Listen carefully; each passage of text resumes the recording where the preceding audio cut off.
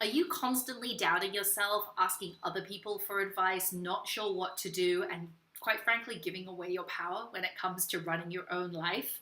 If so, this week's episode is for you. I'm Siobhan Barnes, founder of the Neon Life Society, and I'm a really big believer that you are your best expert. You know you best. You know what's best for you. And whilst there's a time and a place for asking other people for input, you've got to be in the driving seat first and foremost. So the other day I was speaking to a friend's sister, and she's just got a new job, and she had two job offers.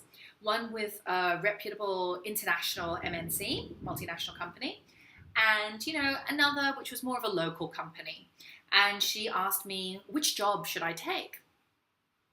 And obviously I have my perceptions coming from, where I stand in terms of what I would choose for myself. But for her, that would not have been the right choice. So I asked her, I said, what do you think? Where do you think you're going to thrive? And she stood back and she said, you know what? That's a really good question. I don't know. In her mind, she thought she had to go for the international, multinational company. It was a bigger name and all that kind of stuff. And when she thought about it, she was like, actually, the smaller local company is probably going to be a better fit.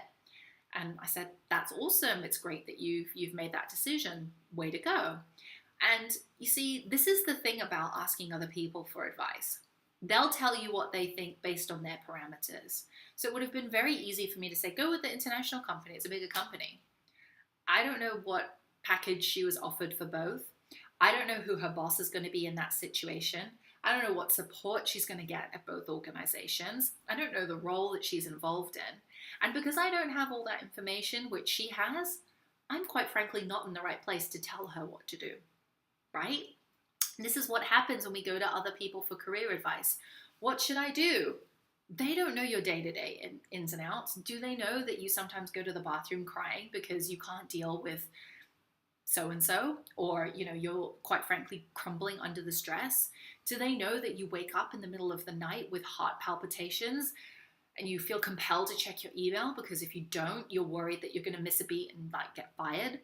They don't know the ins and outs of what you're going through. Only you do. So don't give away your power to other people. Step back into yourself and ask yourself, what do I need to know to make a good decision here? For some of you, you have to process it intellectually. I'm like that. I'm very heady. But at the same time, I've come to learn that trusting that heart and that gut intuition that you get is quite frankly the most important thing.